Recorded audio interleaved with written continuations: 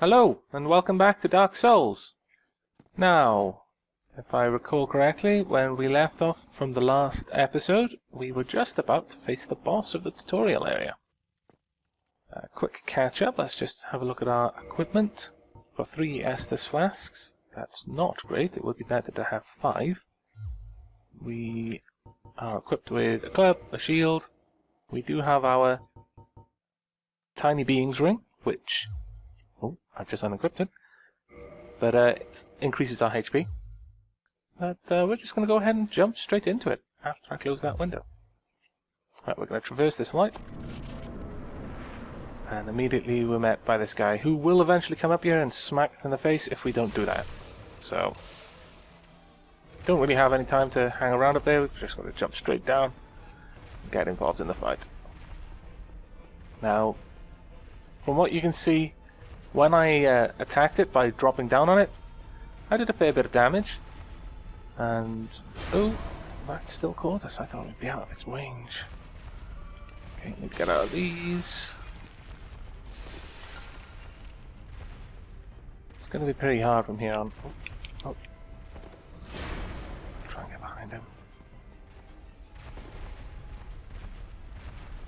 Behind you.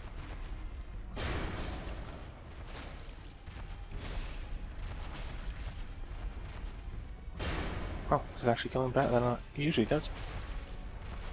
No. Running low on stamina. Oh no, he's right in front of me. Ah! Need to use an Estus flask. Quickly, gobble. Ah, only just survived. We won't survive another one, I don't think. Oh, we did. Somehow. Don't know how. Gotta get somewhere where I can drink that Estus flask. Okay, that's put us back up. Ooh. Oh, man, that range on that club is phenomenal.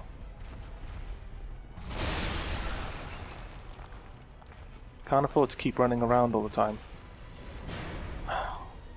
Cheat. I think I may have avoided that there. Again. Uh-oh. That is absolute cheating. Flying as well. Destroying all of my defenses. I'm trying to go for the tail because I think I may have smacked him in the thigh with that last hit. But we got the big Pilgrim's Key. And some humanity. I still hear something moving around though. Most curious. But we'll quickly go and heal up because the bonfire is just down here.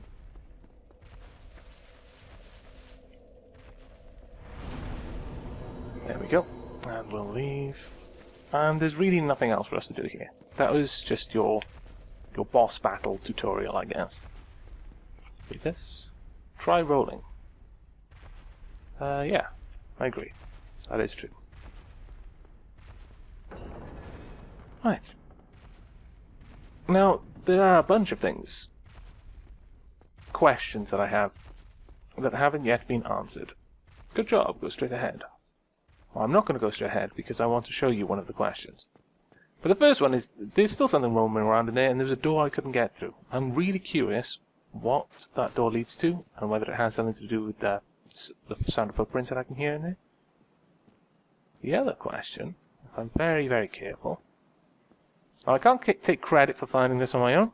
I watched another LP by Plump Helmet Punk, and he found this. Warm. Give me soft. So it's clearly the eggs, or at least I'm assuming it's the eggs that are saying that. Though that sounds just as ridiculous as anything else. But apparently I have to give it warm and I have to give it soft. And I have no idea what could possibly be warm and soft that I could find here. I've looked all over this area and haven't found anything that resembles what was being asked for. Wandered down there, I've wandered all over the place, but like right up to the edge. I just cannot find warm and soft. So, now I'm not asking for anyone to really help me with that, but because I guess it would be kind of cool if I can work that out on my own. But yeah, that has flummoxed me. Moving on, we just run up here and we'll be treated to another little cutscene. I wander over to the very edge of this place. In the ancient legends, it is stated that one day an undead shall... Controller's rumbling, and then giant bird out of nowhere. I mean, how could I have not missed that thing coming down through the sky? Honestly. To leave the Undead Asylum in pilgrimage. By way of giant crow. To the land of the ancient lords. Lordran. On one, nice note, we didn't actually have to pay it anything. Usually a ferryman takes a toll, but this bird seemed to be quite happy to just give us a lift. Though, not sure we really wanted to go where it takes us, but we'll just have to live with that.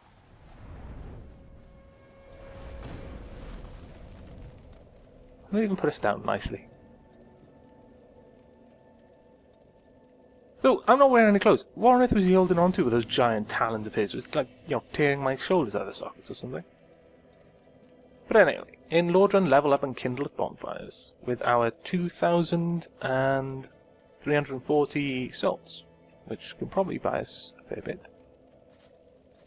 Over hither is a corpse staring down into a well. Can't see anything down there. 3 humanity. Now, I'll quickly show you one thing that I found about humanity. Go into our equipment, scroll down. Humanity. You used to gain 1 humanity plus greatly restore HP.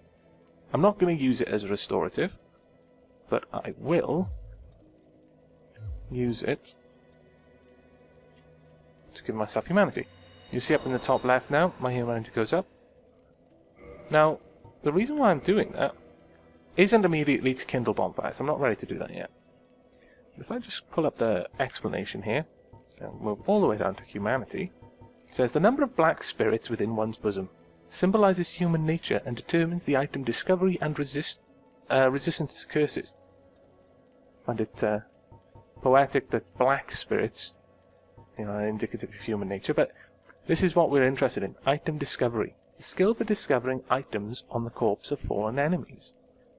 So, if I understand it correctly, by going ahead and gobbling up, or rather absorbing through my fist, the humanity, I'm going to increase the rate at which I discover items on enemies. And considering I'm practically naked and rolling around with a wooden shield and club, that can only be a good thing. Well, let's go check the stats now. Our item discovery is at 173. I have no idea what that's out of, so that could be a really poor number still, but you will probably have noticed the diminishing returns on that as well, which is a bit sharp.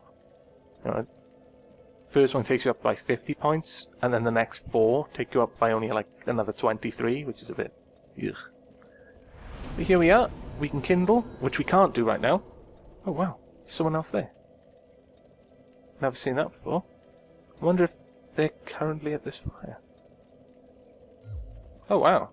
10 flasks. It looks like someone kindled this bonfire. I wonder if that travels across the various things as well. Like if I kindle a bonfire, other people will have use of it. That would be pretty cool.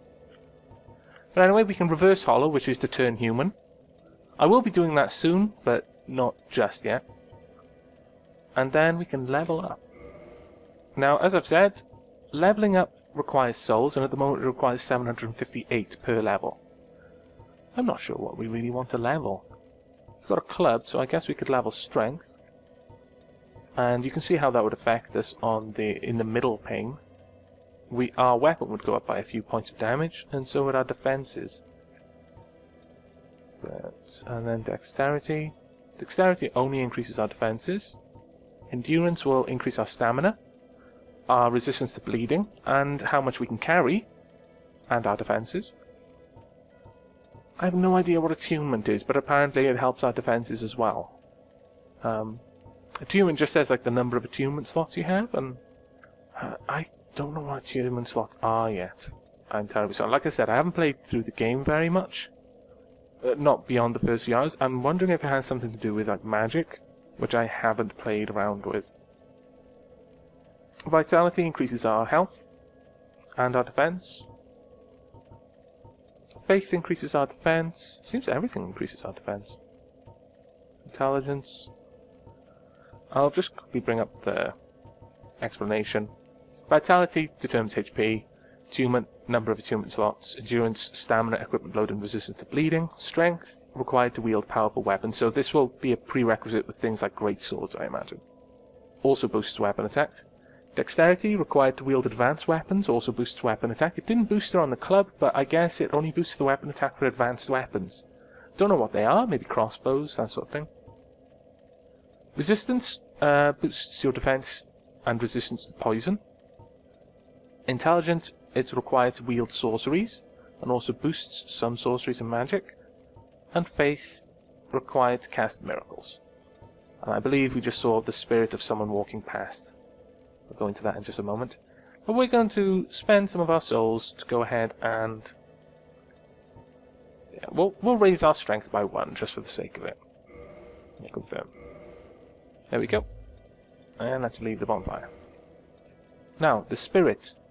I did brush on that briefly in the first video, that you could touch blood and see how someone died. Now, I don't understand the mechanic behind this, whether it's just if someone's pretty close to you or how it works, but occasionally you will just see spirits of people walking around in the same area that you are. We saw some sort of ghosted image at the bonfire, and we saw, while I was looking in the level window, I'm fairly sure I saw a spirit walk past, so these are probably people who are playing in this area on their game. There's a message, probably left by someone. Well, oh, never mind, I talked to him instead. You must be a new arrival. Let me guess. Fate of the undead, right? What? Well, how did you guess? They're a wizard. But there's no salvation here. You'd have done better to rot in the Undead Asylum. But too late now. Personally, I never think that rotting Well, is the best option. Let me help you. No matter how bad the other ones are. Actually, 2 bells of awakening. One's up above in the Undead Church. His lips are The moving. other is far, far Wizardry. below, in the ruins at the base of Blight Town. Ring them both, and something happens. Brilliant, right? Not much to go on, but I have a feeling that won't stop you. No, it won't. So, off you go. It is why you came, isn't it? To this accursed land of the undead? That laugh just freaks me out, but one thing I will say about this game, well, one of many things I'll say about this game, otherwise why'd watch this Let's Play, is I quite like the voice acting.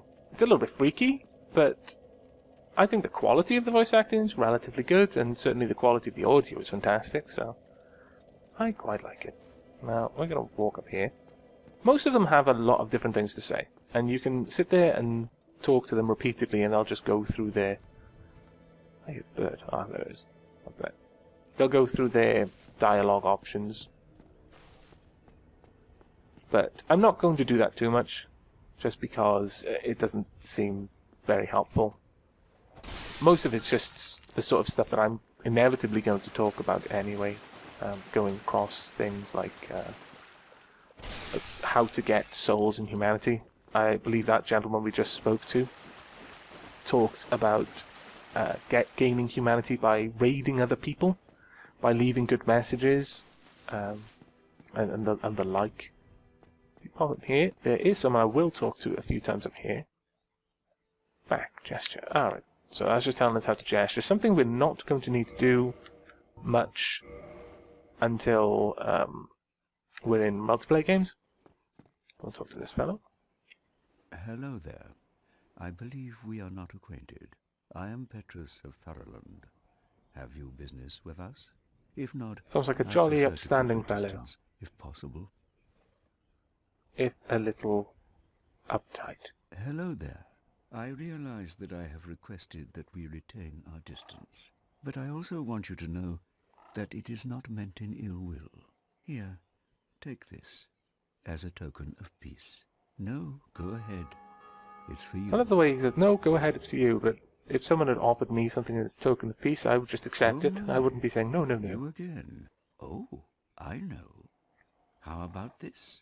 I have to await my companions here anyway. So what if I were to teach you some miracles? Miracles. Would that please you? I guess that's a form of wizardry, so I will accept. Very well. Then first, a covenant with the gods.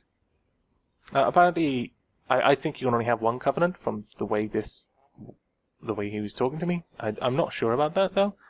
And I believe you have to have a covenant with the gods to cast spells of those gods. Again, I've not read a manual for this game. This is just stuff I've picked up or assume from the gameplay that I've had so far. By all means, correct me if that's not the case, and you don't need to be in a covenant with a certain god to cast a miracle of that god. But we'll join this covenant because we're not already in one. It's a little prayer or something, I imagine. Covenant established. Now let me share my miracles. Only their ultimate effectiveness will be determined by your efforts and your faith. Naturally. And we can learn gestures. We've just learned to shrug. And that's the only one that we can learn of him. We can talk to him more, which I will do in just a moment. Enter covenant. We're in his covenant, so he can't enter us again. Purchase items. This is a similar screen to any of the merchants in the game. And as I've said before, souls are the currency. Now, if we look at these miracles, they're very expensive. Seek guidance. I wonder what that one is, actually. Miracle of the Clerics of the Undead Mission. Display more guidance from other worlds. Guidance facilitates communication between the undead, but their value varies greatly. A balance of faith and wisdom is required. I wonder if that lets me see more people moving around. That would actually be quite cool.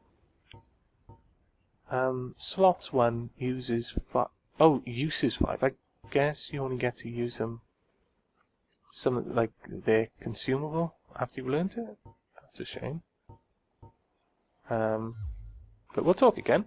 My companions are Milady and her young Almost knight. makes me think of She is Three young, Musketeers when he says but milady. burdened by an undead mission.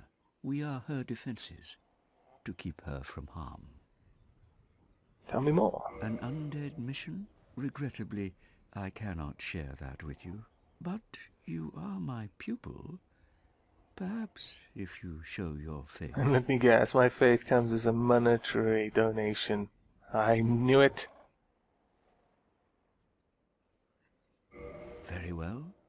I can surely tell you, of all people, undead clerics are given a mission to seek kindling. Kindling is the art of feeding bonfires with humanity. Through kindling, we shall one day be granted magnificent powers. Ooh. Anyway, we can't really buy anything else. We could buy a talisman, I suppose. No, we can't. Actually, we've spent all the money. Come But again. it's a shop that we can come back to. The effectiveness of the teachings depend upon your faith. One thing I've noticed with this particular build, this is the first time I'm playing with this character class, though as the classes only really affect your level, you don't really, your starting attributes, there isn't really much of a difference between them, from what I can tell. But the thing I noticed about the depraved when I was, or deprived sounds a lot more cool than deprived, but has significant additional meanings that I should be aware of. The one thing I noticed about the deprived character class is had fairly high health compared to most of the others, other than the ones that seem to be focused on casting spells. This one seemed to have one of the highest ones. Right, Soul of the Lost Undead. I'll quickly go over that as well. You simply use it up to acquire more souls. You can carry it around like this in kind of equipment form. When you die, you don't drop your equipment, so you could just save these up until you're at the store where you want to use them, or when you're at a bonfire when you want to level up, to minimize the chance of dropping the souls when you die. I've not really checked whether I keep these in my inventory when I die, but I can only assume that I would, because all other equipment is held on to when you die. You just wake up at a bonfire with it all. and I'm going to make use of my knowledge from my other playthroughs, and I found, when I was exploring, I found a little orange thing here that said try jumping, so naturally I did. Because I'm a trusting fool, and probably would have leapt to my death later on in the game. I'm sure I'm going to come across some things like that. It's like, oh yeah, definitely, try jumping. It's absolutely what you need to do. Jump off, drop into some pool of acid or something. But in this case, it was good advice, so I rated it. But here we find cracked eye orbs, and these allow us to invade another world. Hollows can't use it, and I'm hollow at the moment, so there we are. You defeat the master of the world you have invaded to acquire humanity. So, I'm not sure if you get humanity if they had none, or if you get all of the humanity they had, or if you get one for killing them. Well, actually, to go there, they would have to have used humanity, because you can only invade a world where someone's human. So they, assumedly, consumed humanity in order to turn human, so no matter what, they'll have at least one humanity. That's possible. Anyway, let's look in here. A Morning Star and Talisman, and that's really what I came for here, the Morning Star. Talisman's good as well, but I've not really used magic, as I said, so it just means I won't have to buy one when I need it. But it was the Morning Star that I came for. Because this club is, yeah, not great. Lloyd's Talisman. Quickly go over the items we've just picked up. This black separation crystal, you can banish a phantom or return home. I think it's for leaving an area where you've gone into someone else's world, either through co-op or invading, or force them out. Lloyd's Talisman prevents Estus recovery within a limited area. So I assume if you use it, you can prevent NPCs or other players from using Estus flasks, which could perhaps be useful in PvP. And a Homeward Bone allows you to return to the last bonfire rested at. Now, I'm going to use one of those because the skeletons down here, from my experience, are really, really very nasty things. We'll just quickly compare this. The club actually does more damage, interestingly enough. I think that's because I think it's because of the parameter bonus. The club gets much more of a bonus from strength than my Morning Star does. The Morning Star also has less durability and it's a little bit heavier. But the thing I like about the Morning Star is the auxiliary effect. The icon there is bleeding. That little, like, I guess, reddish brown puddle. That represents bleeding. So it has a 300 bleeding thing. I don't really know if that is especially high or not. But we're going to use one of these Homeward Bones. Yeah, there we are. Just to get away from here so I don't have to walk through all of those skeletons. And it's also a good way to show you how the bones work. So here we are. And from this point on, really, the game begins.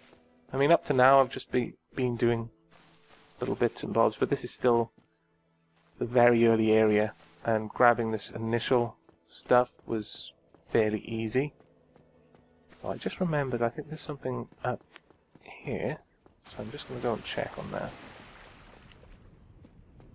But once I've done this, we will be in the game proper. First few times I played, I tried to go down into that graveyard with my, fresh character. I really wanted the stuff down there, and I just repeatedly died. So I'm going to save you having to watch me go through that. And instead, I'm just going to go and head on up towards the actual, towards the Undead Church, I guess, is the one that's up. I haven't been there yet, so. And here we have some people to fight.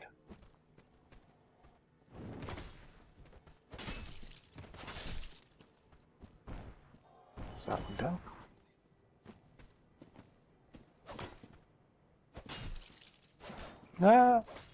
No.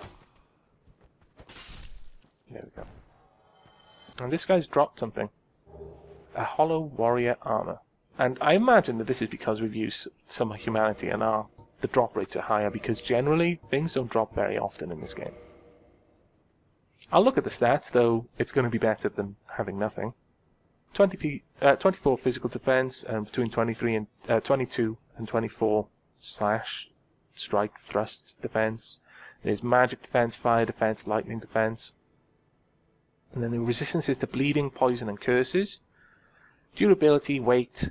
Poise is... if you've got high poise, then if someone hits you, it has less of a chance of knocking you out of whatever you're doing. Like if you're in the middle of a swing and they strike you and you've got low poise, then I guess there's a chance that you might get... Oh, no, that menu's still open. And I guess there's a chance that with the low poise, you won't be able to take the blow. You'll stumble backwards. You'll open up a way to attack. I'm just going to see if this guy's going to throw another thing. No, apparently he wants to come out and fight. Good. Oh, no, he doesn't. He just tricked me. You swine! Oh. I thought he was going to throw something down from up there then as well. Oh, he fell down. Smacking ones down. Not that I advocate beating people up when they're on the floor. You understand? It's just... Well, I guess I do advocate it. I'm not going to lie. If someone gets knocked down and you're fighting them and they've already made an enemy of you, then go ahead and beat the living daylights out of them while they're vulnerable. There we go. Please drop something, like your shield or your armor. Oh, you swine. Get off my feet. Soul of the Lost Undead. And that is where we're going. Oh, there's a spirit. Someone walking down the steps. What are they going to do? They're going off somewhere. There's a shiny up there. And there's a shiny over there, actually, that I just noticed. Two. So are we done?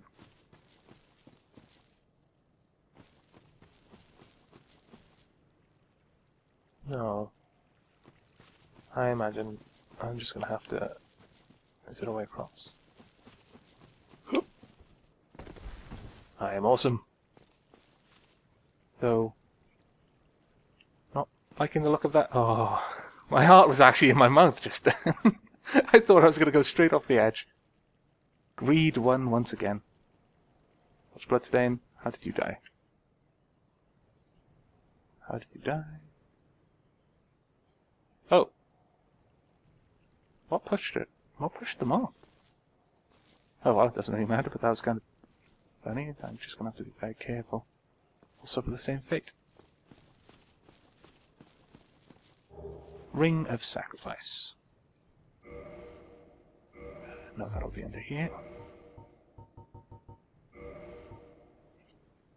Mystical ring was created in the sacrificial rite of Velka, the goddess of sin. Its wearer will lose nothing upon death, but the ring itself will break. Well, knowing how easily I die, I'll save that for when I actually have something that I really don't want to lose. And for now, I'm not going to risk trying to jump back over there. I'm going to be a cheat and use another one of these homeward bones. Okay, there we go. We still got 10 Estus flasks. But yeah, this is another quite cool thing. I guess if you're undead but the bonfire's already been kindled, you can just hold 10 Estus flasks. But I thought perhaps you had to be human to hold 10 Estus flasks, and it was the humanity that allowed you to carry more rather than the bonfire, which just had more there for you to take. Me jumping.